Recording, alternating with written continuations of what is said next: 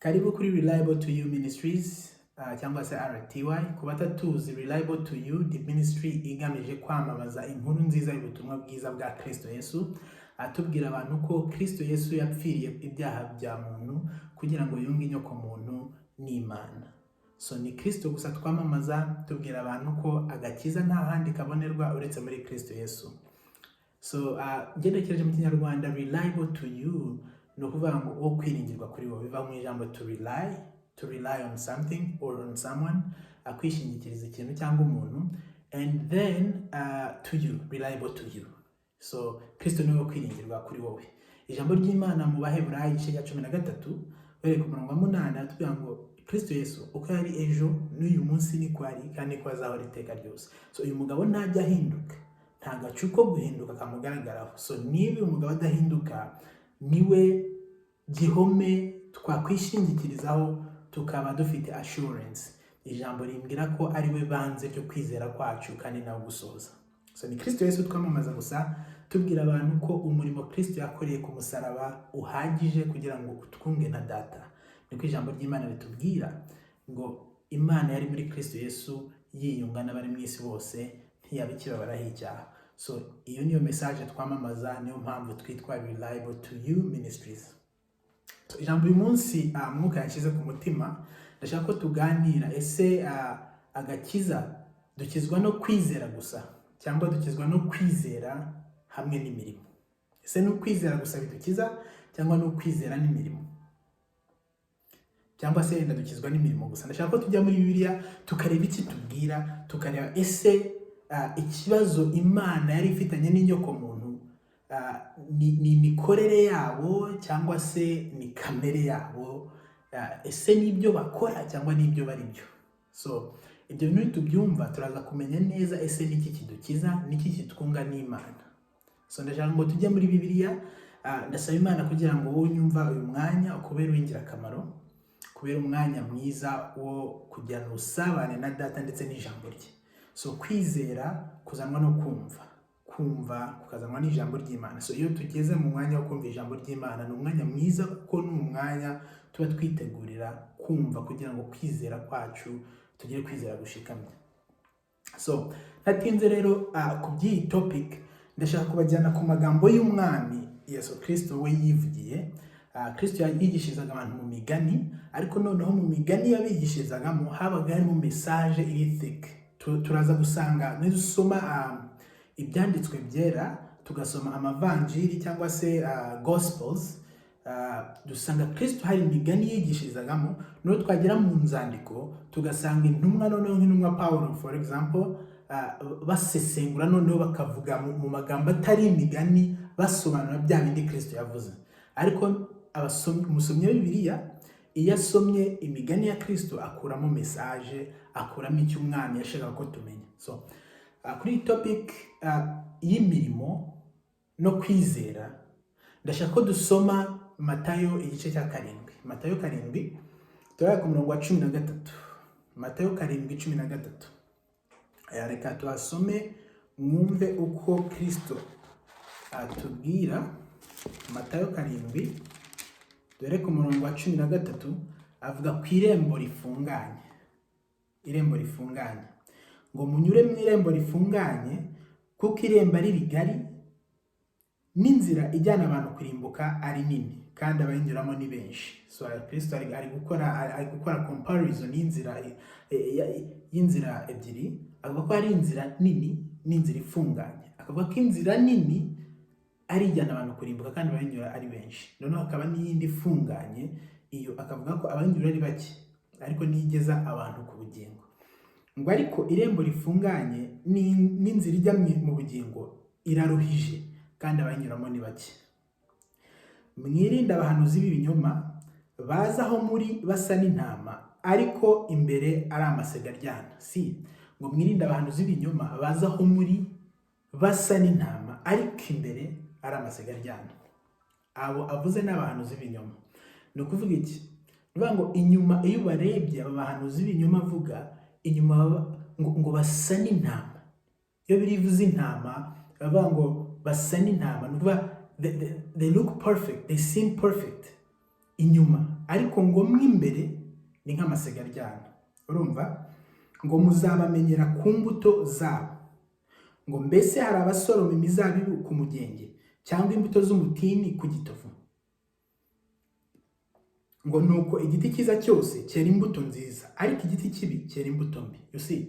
So Kristo ari kutwereka ko ikibazo cy'aba bahanuzi si ibyo bakora inyuma, si uko basa inyuma, si uko bagenda, si uko bavuga, si imyitwarire yabo muri sosiyete, kuko ubarebye niba nta makemwa. Aravuze ngo inyuma basa n'intama, ngo ariko imbere basa n'amasega aryana. You see? None arangije aravuga ngo muzabamenyera ku mbuto zabo. Ngo mbese hari abasoroma imizabibu ku mugenge cyangwa imbuto z'umutini ku gitovu? No kuvuga iki? Nuvuga ngo igiti cyose cyera imbuto zigendanye na type na kind n'ubwoko bwayo. You see? Ngo nuko igiti cyiza cyose cyera imbuto nziza, ariko igiti kibi cyera imbuto mbi. So nuvuga ngo ba bantu baza aho turi bameze nk'intama, inyuma bagaragara nk'intama, ariko mo imbere ari amasega aryana. Kristo atubwira ko tuzamenyera ku mbuto zabo, kuko igiti kibi byanze bikunze cyera imbuto mbi. So in other words, ntabwo apparence yabo y'inyuma ariyo tuzabamenyeraho, ahubwo tuzabamenyera ku mbuto ibyo batubwira byera. You see? Ngo muzabamenyera ku mbuto zabo. Ngo mbese hari usoroma, none azanyemo umusoromyi. Hari igiti cyera imbuto, hari n'usoroma izo mbuto. Ngo mbese hari usoroma imizabibu ku mugenge cyangwa imbuto z'umutini ku gitovu? In other words, nuvuga ngo abahanuzi b'ibinyoma basa n'intama inyuma, ariko mo imbere ari amasega aryana. Tuzamenya ku mbuto zabo, kuko nta usoroma. So hari abantu babiri nawe, hari igiti, hari n'usoroma. So abahanuzi b'ibinyoma, icyo nshaka kuvuga hano ni iki? Nuko umuhanuzi w'ibinyoma, imbuto batubwira tuzabamenyeraho, imbuto zabo batubwira ntabwo ari imyifatire, ahubwo nibyo twebwe tubasoromaho. Nuvuga ngo ibi bintu batwigisha cyangwa se ibyo baduhanurira, ese tubisaruramo iki, tubikuramo iki? Ese iyo bigeze mu buzima bwacu bibyara iki? Ese bitubyarira freedom, bitubyarira umudendezo, bitubyarira relationship na data, cyangwa bitubyarira ubwoba n'ububata? So niba ufite umuhanuzi cyangwa umwigisha uguhanurira ibintu bikubyarira ubwoba n'ububata, bigusubiza mu buretwa, menya yuko uwo muhanuzi ari uw'ibinyoma, kabone n'ubw'inyuma yaba asa n'intama, ariko mo imbere ni isega iryana. Ahubwo uwo muntu akeneye guhura na Kristo kugira ngo ahindurwe mo imbere, noneho abe igiti, abe ishami ku giti cyiza, igiti cyiza cyitwa Kristo. Haleluya. So ni ukuvuga iki? Ni ukuvuga ngo imyifatire yabo iyo barebye inyuma basa nk'intama, ariko noneho imbuto tubasoromaho, my friend, ese zitubyarira iki? Ese zitubyarira iki? Zitubyara kubaturwa, kuko twahawe ngo ntimwahawe umwuka w'ubwoba ubasubiza mu bubata, ahubwo mwahawe umwuka w'abana ubatakisha aba data. So ese aba bantu iyo yaje kukwigisha cyangwa se iyo yaje kuguhanurira, niki ijambo rye ribyara mu buzima bwawe? Usoroma mbuto ki ku byo wabwiwe? So nicyo Kristo ashaka kutwereka. Ashaka kutwereka ko aba bantu nubwo inyuma basa nk'intama, ariko icyo si cyo kibazo, ahubwo ikibazo ni uko imbere basa n'amasega aryana. Kubera yuko mo imbere basa n'amasega aryana, nta zindi mbuto tubasoromaho keretse nk'iziva ku gitovu, nk'iziva yavuze igitovu, havuga no ku mugenge. Ngo nuko igiti cyiza cyose cyera imbuto nziza. Underline that word, iryo jambo muri cyakarongo. Igiti cyiza cyose cyera imbuto nziza. Ntabwo umwami avuze ngo igiti cyiza cyose birashoboka ko cyakwera imbuto nziza, no. Avuze ihame ko igiti cyiza cyose cyera imbuto nziza. Ngo kandi n'igiti kibi ntikibasha rwose kwera imbuto nziza. Igiti cyose kitera imbuto nziza kiracibwa kikajugunywa mu muriro. Nuko muzabamenyera ku mbuto zabo. Aracyatubwira abahanuzi b'ibinyoma, ariko ikintu mugomba kumenya ni iki? Nuko igiti cyiza cyose cyera imbuto nziza. Rinyibukije ijambo riri muri Yeremiya, ngira ngo ni igice cya 19, ngo abiringiye Uwiteka bameze bate? Ngo bameze nk'igiti cyatewe iruhande rw'umugezi, cyerera imbuto igihe cyacyo, ntigikangwa n'amapfa, ahubwo tujuru gihora gitoshye kuko abo avuga nabiringiye Uwiteka. So ni ukuvuga iki? Ni ukuvuga ngo wowe wizeye Kristo Yesu nk'umwami n'umukiza ukamwakira, igihe wakiraga Kristo nk'umwami n'umukiza, ijambo ry'Imana tubwira ko wahindutse icyaremwe gishya. Haleluya. Muri Yohana igice cya 15 bakatubwira ko Kristo adukorera analogy akatubwira ngo ni njye giti, mwe muri amashami, ngo nuko mugume muri njye kuko nta shami ribasha kwera imbuto ritari ku giti. So bene data, niba turi amashami ari ku giti cyitwa Kristo, turi ku giti cyiza. Haleluya. So ihame ry'ijambo ry'Imana rimbwiye ko igiti cyiza cyose cyera imbuto nziza. So impamvu ishaka ko tugana kuri ibi bintu nuko abantu bibwira yuko agakiza kazanwa n'imbuto, ahubwo ntibumve yuko imbuto ari rezilita y'agakiza. So nuvuga ngo igiti cyiza cyose cyera imbuto nziza, igiti kibi cyera imbuto mbi. Mbere yuko wakira Kristo nk'umwami n'umukiza, bene data, ntabwo uri igiti cyiza. Uhinduka igiti cyiza cyangwa se ishami riri ku giti cyiza iyo wakiriye Kristo Yesu nk'umwami n'umukiza. None iki giti cyiza, iri shami riri grafted kuri Kristo, ribasha kwera imbuto nziza ko ni principe y'ijambo ry'Imana. Principe y'ijambo ry'Imana tubwiye ko igiti cyiza cyose cyera imbuto nziza. Nidusoma Yohana 15, Kristo yatubwira ngo ni njye giti, mwe muri amashami, ni njye muzabibu w'ukuri, mwe muri amashami. Niba turi amashami ku giti cyitwa Kristo, nta kabuza tuzera imbuto nziza. Ariko noneho idini rirabivanga, reka tubwira ko tugomba kwera imbuto kugira ngo uyu mwami cyangwa se kugira ngo tube grafted kuri iki giti. Ariko reka nze nkubwire, imbuto zawe ntabwo zibasha kuguhindura igiti cyiza. Kimwe nuko izi ntama batubwiye abantu z'ibinyoma basa n'intama inyuma, ariko mo imbere ari amasega aryana. Uko byagenda kose, nubwo basa n'intama inyuma, ariko ntabwo ari intama, ahubwo ni amasega aryana imbere. Niyo mpamvu n'imbuto zabo ziba mbi, kuko igiti cyose, igiti kibi cyose cyera imbuto mbi, ariko igiti cyiza cyera imbuto nziza. Noneho Kristo rero yarababwira ngo by the way, abantu z'ibinyoma muzamenya ku mbuto zabo, kuko arabizi ko unless iki giti ari cyiza, ntabwo imbuto zizaba nziza. Komeze dusome ngo umuntu wese umbwira ati mwami mwami, si uzinjira mu bwami bwo mu ijuru, keretse ukora ibyo Data wo mu ijuru ashaka.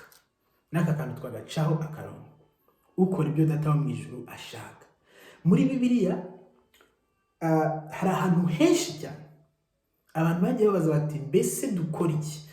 Hari umufarisayo wahuye na Kristo amubwira ati niki nakora kugira ngo ndagwe ubwami bwo mu ijuru?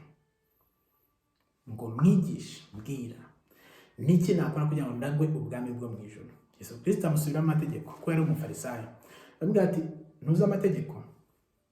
Tuzi icyo avuga, ntukibe, ntukice, wubahe so na nyoko. Umufarisayo arangije amubwira ati ibyo byose narabikurikije kuva mu buto bwanjye. Kristo aramwitegereza, aramubwira ati okay, hari ikintu kimwe ubura. Bene data, ntabwo Kristo yamubwiye ngo urambeshye, amategeko ntabwo yakurikije, maybe no, ntabwo yigeze ahakana ko amategeko yakurikije. Iyo mirimo yose isabwa n'amategeko yarayikurikije, cya 10 yaragitanze byose. Ariko Kristo yamubwiye ngo hari kimwe ubura. Nuvuga ngo mu mirimo yawe iyo wakora yose ukayishyira ku murongo, ugakora ukagira uti, imirimo ntabwo ishobora kukugira umurage. Agakiza ni umurage duhabwa ku bwa kavukire, kuko twavutse ubwa kabiri tukitwa abana b'Imana, tuba abaraganwa na Kristo. Niko Abaroma 8 bambwira. So now ikitugira abaraganwa na Kristo, abaragwa, ntabwo ari imirimo yacu. Ntabwo ushobora gukora kugira ngo ube umurage. Umugaragu ni ukora, shebuja yashima imirimo cyane, akaba ashobora kujya gutya akagira ute akaguha. Ariko ntabwo ushobora guhabwa umurage n'imirimo yawe. Umurage uhabwa bitewe na kavukire. You see? So Kristo yaramubwira ati hey mufarisayo, nubwo amategeko yakurikije hari ikibura, genda ugurisha ibyawe ubihe abakene, nurangiza ugira ute uze unkurikire. Kuko muri Kristo Yesu gusa niho dushobora kuragwa ubwami bw'Imana. Haleluya. mu byakozwe no mu gice cya 16 muze kwasoma, umurinzi wa gereza yabajije Pawulo amaze ati, niki nakora ngo nkizwe? Nakora iki ngo nkizwe? Icyo ni ikibazo kiri straight forward. Aramubwira ati, icyo wakora kugira ngo ukizwe nuko wakwizera Kristo Yesu. You see? So ngo abavuga mwami si bo bazaragwa ubwami bw'Imana, ngo keretse abakora ibyo data ashaka. Bene data, icyo data ashaka nuko abantu bose bizera Kristo Yesu bagakizwa nawe. Haleluya. So nukuvuga iki? Icyatumuragwa ntabwo ari imirimo yawe, ahubwo icyatumuragwa nuko wakwizera Kristo Yesu. Uti kubera iki? Nukubera yuko mbere yuko wakira Kristo Yesu, kubwa kavukire uri kugirirwa umujinya. Uri igiti kibi kitabasha kwera imbuto nziza. Imirimo yawe ishobora gutunganira umuntu mugenzi wawe, akakureba akakwita nta mwakemwa, muri quartier ukaba intangarugero mu ishuri urimo cyangwa ahantu hose uri, ariko ku Mana ufite urubanza rw'iteka. Ntabwo imirimo yawe yashikira cyangwa se yabasha kugukiranura n'urubanza rw'icyaha ufitanye na data. Ibyo byose bisohorezwa muri Kristo Yesu. Iyo wakire Kristo nk'umwami n'umukiza, noneho nibwo uba ubaye icyaremwe gishya, ukaba wipositioninze kuba recipient cyangwa se kuba umuragwa, ukaraganwa na Kristo, ugahinduka umwana w'Imana. Ngo muri abana b'Imana muhejwe no kwizera Kristo Yesu. Icyo cyo kiduhindura abana b'Imana, tukaba baragwa, tukabaraganwa na Kristo. Reka dukomeze turebe. Umuntu wese umbwira ati mwami si uzinjira mu bwami bw'Imana keretse ukora ibyo data wo mu ijuru ashaka. Benshi bazambaza kuri uwo munsi bati, mwami ntitwahanuraga mu izina ryawe? Iyo ni ya mirimo. Si hari abantu bazaza kuri urya munsi bamupresent imirimo, bamubwira ati, mwami ntitwahanuraga mu izina ryawe? Guhanura se si umurimo mwiza? Muri iyi minsi mu idini yo hanura uba ufite umwanya w'imbere, sibyo? Mwami ntitwahanuraga mu izina ryawe, ntitwirukanaga abadayimoni mu izina ryawe. Iyo ni imirimo mu idini muri iyi minsi ifite agaciro cyane. Ngo ntitwakoraga ibitangaza byinshi mu izina ryawe. Kanongera amasubiremo. Benshi bazambaza kuri uwo munsi bati, mwami ntitwahanuraga mu izina ryawe, ntitwirukanaga abadayimoni mu izina ryawe, ntitwakoraga ibitangaza mu izina ryawe. Abo ni abantu bazaza bamubaza ngo, nibwo nzaberurira nti, sinigeze kubamenya, nimwumve imbere mwankozi z'ibibi mwe. Ese bene data, reka nzambabaza, guhanura mu izina rya Kristo, kwirukana abadayimoni, gukora ibitangaza byinshi mu izina rya Kristo, ikibi kiri mwaho ni iki? Ntacyo. Ariko numva ukuntu Kristo azababwira, nimwumve imbere mwankozi z'ibibi sinigeze mbamenya. You see, igihari nuko icyo umunyabyaha yakora cyose, bene data, ngo igitambo cy'umunyabyaha ni kizira imbere y'Uwiteka. Si uko igitambo ari kibi, ahubwo nuko gitanzwe n'umunyabyaha. Iyi mirimo, nuvuga ngo iyi mirimo ntabwo ibasha gukirana umunyabyaha n'Imana. Iyi mirimo ntabwo ibasha kukugeza kuri data. So ibyo wakora byose uri umunyabyaha, bene data, ni bibi. Uwo urya munsi nuyipresent iyo mirimo yawe rwose uzakorwa n'isoni, kuko Kristo azakubwira ngo, nimwumve imbere mwankozi z'ibibi sinigeze mbamenya. Kandi ntabwo ahakanye yuko wahanuraga mu izina, ntabwo ahakanye ko wirukanaga amadayimoni. Yewe ushobora kuba unayirukana akagenda, ariko niba icyo wishingikirije ari imirimo, utarakira Kristo nk'umwami n'umukiza, ngo wumve ko kwizera kwawe, kwizera ufite muri Kristo Yesu, ariko kukugize icyo uri cyo, uzakorwa n'isoni, kuko imirimo yawe ntabwo ihagije kugira ngo iguhuze na data. Ariko noneho wowe wizeye Kristo nk'umwami n'umukiza, reka nze nkubwire ngo kuko twatsindishijwe no kwizera, dufite amahoro ku Mana kubw'umwami wacu Yesu Kristo. Bene data, dufite amahoro menshi ahagije asesuye, kuko nzi neza ko njyewe na data turi umwe. Nta cyabasha kuntandukanya n'urukundo rwa data. Si abamarayika, si amakuba, si ibyo mu ijuru cyangwa ibyo mu isi cyangwa ibyo, nta kibasha kuntandukanya n'urwo rukundo. Uzi impamvu? Ni uko urwo rukundo ntaruhawe kuko narukoreye. Icyo wahawe kuko wakoreye ushobora no kukibura anytime. ariko none cyo waheshejwe no kwizera Kristo, umugabo wakoze ibyo data yishimira ijana ku rindi, nta kibasha kukikwaka. Haleluya. So nukuvuga iki? Imirimo yawe naho yaba myiza kabone inshuro igihumbi, ntabwo ihagije kugira ngo iguhuze na data. Ndetse ese bene data, reka nzimbabaza, mu Kristo mwene data, wowe wakire Kristo nk'umwami n'umukiza, ariko ukaba ugifite ikibazo cy'uko imirimo yawe ishobora kugutandukanya n'Imana. Ese usoma Bibiliya ugasanga hari icyo waha Imana itaguhaye already?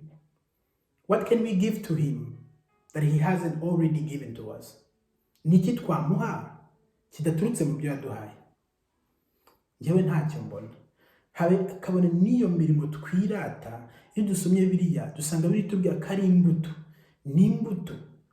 n'imbuto z'umwuka, kuko twavutse ubwa kabiri tukaba turi amashami ku muzabibu witwa Kristo. Now tubasha kwera imbuto.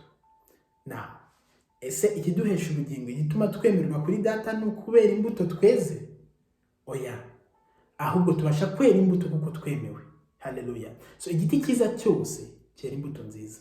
Now imbuto sizo zigira igiti cyiza, ahubwo igiti cyiza cyera imbuto.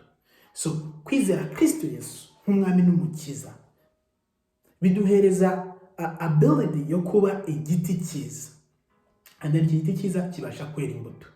Now icyo nshaka ni iki? Ndashaka gukuraho guilt, ndashaka gukuraho condemnation, ndashaka gukuraho akwiciraho iteka. Niba uri umwana w'Imana, menya ko uri umwana w'Imana kuko wizeye Kristo Yesu, ntabwo uri umwana w'Imana kuko wakoze cyane. Isezerano duhagazemo si isezerano ry'imirimo, si isezerano ry'amategeko ritubwira ngo kora iki nanjye nkora iki. Oya, ni isezerano ry'ubuntu. Ijambo ry'Imana muri Yohana igice cya mbere yamara ku murongo wa 16 gutyo na 17 ngo amategeko yatanzwe na Mose. Amategeko yatanzwe na Mose, ariko ukuri n'ubuntu byazanwe na Kristo Yesu. So isezerano duhagazemo ni isezerano ry'ukuri n'ubuntu byazanwe na Kristo Yesu.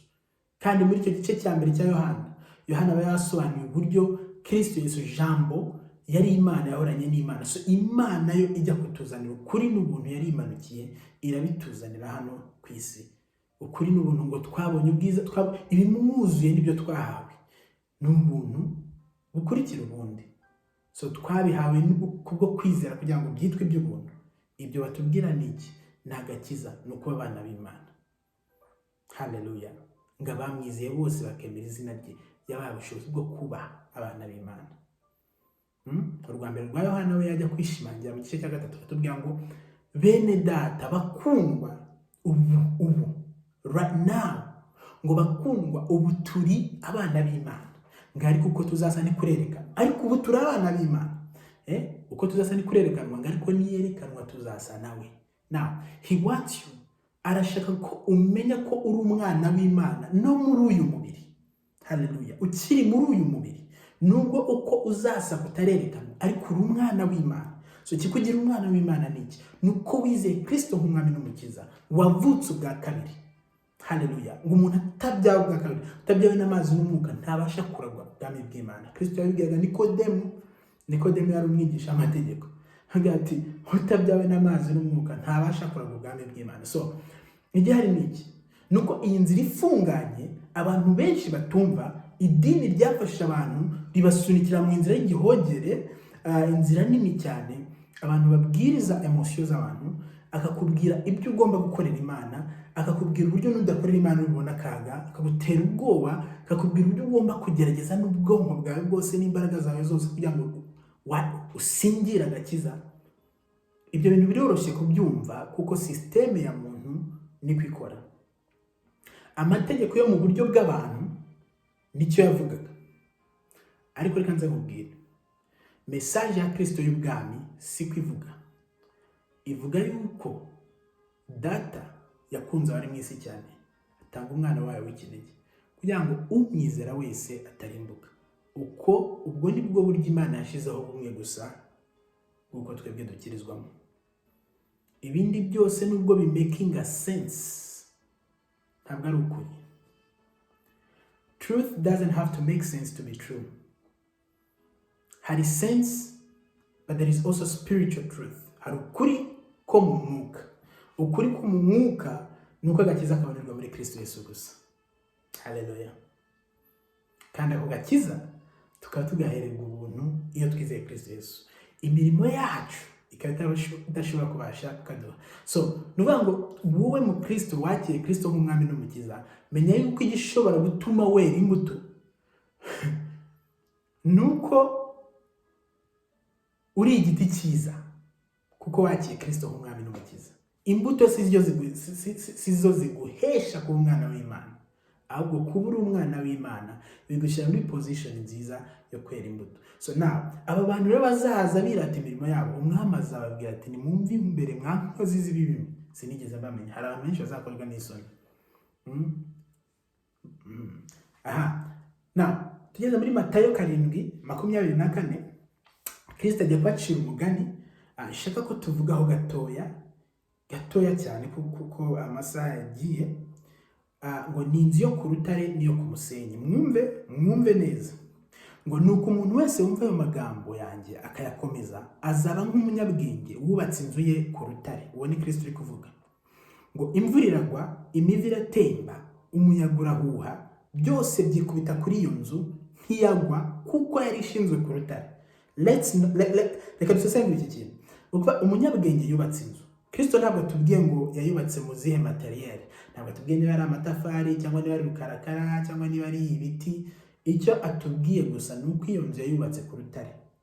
None atubwira ibiza yahuye nabyo. Ngo imivu iratemba, imvura iragwa. Byose byagenze bite biyikubitaho ngo ntiyagwa. Icyatumye itagwa ni iki? Nuko yari yubakishije ibyuma? Oya. Nuko yari yubakishije amatafari akomeye? Oya. Ahubwo nuko yari yubatse ku rutare. So nuvuga ngo aho inzu yari yubatse niho hatumye itagira itagwa. Kadukomeze ku murongo wa 26. Ngo kandi umuntu wese wumva ayo magambo yanjye ntayakomeze azaba ari nk'umupfapfa wubatse inzu ye ku musenyi. Imvura iragwa, imivu iratemba, umuyaga urahuha, byose byikubita kuri iyo nzu iragwa, kandi kugwa kwayo kwabaye kunini. Na uyu mupfapfa nawe yubatse inzu. Kristo ntabwo atubwiye icyo yubatsemo, ariko atubwiye aho yubatse. Inzu yahuye n'ibiza nk'iby'iyambere yari yubatse ku rutare. Ariko noneho ko yari yubatse ku musenyi ngo yaraguye, ngo kandi kugwa kwayo kwabaye kunini. Aha ni ahantu atubwiye ari kugeranya abantu bumva ijambo bakaryitondera, ari no kutubwira abantu bumva ijambo ntibaryitondere. So icyo nshaka kukubwira ni iki? Nuko bene data, it doesn't matter. Ntabwo ikimataringa ari uko wubatse inzu yawe cyangwa se uko uri kubaka inzu yawe, ahubwo igifite icyo kimaze naho uri kuyubaka. Nta rundi rufatiro, niko Pawulo yatubwiye, nta rundi rufatiro rutari Kristo, niwe buye rikomeza imfuruka. So ahandi hose wakubaka bene data, menya ngo uri kubaka ku musenyi. Ibuye nyakuri ryo kubakaho ni Kristo gusa. Now it doesn't matter niba uri kubakisha amabuye, niba uri kubakisha, nuvuga ngo as long as uri kubaka kuri Kristo Yesu ariwe fondation, naho ibiza byaza bingana bite urashingana. Ariko bene data, niba uri kubaka ku musenyi, ushaka yubakisha beto, ushaka yubakisha imeze bite, ibiza nibiza inzu yawe izagwa, kandi kugwa kwayo kuzaba kunini. Paulo atubwira asobanura amagambo atubwira ko nta handi hantu umuntu yakubaka hatari kuri Kristo. Kaduha ngo umurimo wa buri muntu wese uzageragezwa. Ngo umurimo w'umuntu uzageragezwa umuriro. Umurimo w'umuntu nushya azahomba, ariko ubwe azakizwa. Ku ijambo ry'Imana ritubwira. Ariko n'umurimo w'umuntu nukira azunguka. Urumva? So ntabwo umurimo w'umuntu ari uzamukiza. Umuntu azakizwa nuko yizeye Kristo nk'umwami n'umukiza. So aho uri kubaka fondation y'inzu yawe, that's what matters. Mvuko akomeje ku murongo wa 28 ngo Yesu amaze kuvuga aya magambo yose, ba bantu batangazwa no kwigisha kwe, kuko yabigishaga nk'ufite ubutware, ntase n'abanditsi babo. Abanditsi bavuga n'abafarisayo, scribes. bandikaga amategeko, ngo yabigishaga ubuhanga n'ubutware ntase n'abanditsi babo. Ni ukuvuga ngo abanditsi b'amategeko bo bigishaga mu buryo butandukanye n'ubwa Kristo. So bene data, icyo nshaka kubabwira ni iki. Muri iri somo twize ndashatse kubabwira uburyo ibyo ukora cyangwa se imirimo yawe atari iguhesha agakiza, ntabwo ari ikungana data, ahubwo ungwa na data kuko wizeye Kristo Yesu. Imirimo yawe in the end kuri urya munsi ntabwo ari izagukiza, ahubwo ikizagukiza ni uko wizeye Kristo nk'umwami n'umukiza. Na wowe wizeye Kristo nk'umwami n'umukiza uhagaze ushingana, kuko bene data Kristo niwe muzabibu w'ukuri, twebwe turi amashami. Ntacyo tubashe gukora tutari kuri we, sibyo? Reka mabasomere mwumveho gatoya Yohana 15, I believe Yohana 15 umurongo wa mbere avuga ngo ndi umuzabibu w'ukuri kandi data ni nyirawo uwuhingira. Ishami ryose muri nge ritera imbuto arikuraho, iryera imbuto ryose aryanganyaho amahage yaryo ngo rirusheho kwera imbuto. None mumaze kwezwa n'ijambo nababwiye, mugume muri nge nanjye gume muri mwe, nk'uko ishami ritabasha kwera imbuto ubwaryo ritagumye ku muzabibu, niko namwe mutabasha nimutaguma muri nge. Ni nge muzabibu, namwe muri amashami. Haleluya. Twabonye ko igiti cyiza cyose cyera imbuto nziza. Ni nge muzabibu, ni Kristo. Umuzabibu niwe giti, mwe muri amashami. Ese si uyu mugabo uri kuvuga ibi? Si watubwiye ko igiti cyiza cyose cyera imbuto nziza? Si watubwiye ngo ntawe usoroma ngo ntawe usoroma imbuto nziza ku matovu? Uyu niwe mugabo uri kutubwira ngo ni nge muzabibu, namwe muri amashami. Uguma muri nge nanjye nkaguma muri we, uwo niwe wera imbuto nyinshi, kuko ari ntacyo mubasha gukora mutamfite. Haleluya. So bene data, mumenye yuko twera imbuto nziza kuko turi ibiti, cyangwa se turi ku giti cyiza cyitwa Kristo Yesu. Turi amashami meza ku giti cyitwa Kristo Yesu. Ariko izi mbuto noneho ntabwo izo ziduhesha agakiza, ahubwo agakiza tugaheshwa nuko turi kuri Kristo Yesu, kuko twizeye Kristo nk'umwami n'umukiza. Haleluya. So twari abo gupfa, cyangwa se twari dupfuye. Ubwo twari dupfuye tuzize ibyaha byacu, yatuzuranye nawe. So menye yuko mbere yuko wakira Kristo Yesu wari umupfu. Hari abantu njya numva umuntu mukaganira bavuga ngo njye nakira agakiza ngo ntarajya mu byaha cyane, ngo ntabwo nakivurunganyije mu byaha, was still okay. Reka ndamubwire, waba wari ugeze hariya uri umujura nka Baraba, cyangwa se wari meek bihagije, menya yuko mwese mwari muri state imwe ubwo Kristo yabasangaga. Mwari mupfuye, mwari abapfu kubw'ibyaha, ariko noneho Imana ituzurana na Kristo, duhindurana abazima nawe, duhinduka ibyaremwe bishya. Nta muntu n'umwe Imana yaje gikosore ikore renovation, no. Yarakwishe, umunyabyaha yarapfuye, yakwiciye muri Kristo Yesu, ikuzurana nawe. Haleluya. Now, ikiguhesha agakiza, ikiguhesha ubugingo si imirimo yawe, ahubwo ikiguhesha agakiza, ikiguhesha ubugingo ni ukwizera Kristo Yesu. Kandi wowe wizeye Kristo Yesu, menya yuko ushinganwe, menya yuko aya mahoro Kristo Yesu, uyu murimo Kristo Yesu yakoze kugira ngo uhabwe amahoro, uhabwe agakiza, ari uwawe. Possess it, possessing. Menya ko uri umwana w'Imana, uri umuragwa, ufite authority. Mbere tutari understanding ibintu cyangwa se tutarabisobanukirwa, twabivugaga ari nka teori zitagira ubuzima, ariko noneho tumaze kubya understanding turabifata bihinduka ibyacu, biduhindukira ubuzima, tubona change. So icyo ni cy'Imana ishaka. Irashaka ko iri jambo Kristo yabwiye abantu muri Yohana 6:63, Yohana 6:63, uyenga amagambo babwira n'umwuka kandi n'ubuzima. Aya magambo ya Kristo ni umwuka kandi noneho n'ubuzima. When we believe, iyo twizeye izi spiritual realities, ziduhindukira ubuzima, tukabona impinduka mu buzima bwacu bwa buri munsi. So ni Kristo Yesu twamamaza. Anje nari Norbert muri Reliable to You Ministries. Mwakoze cyane kubana nanjye.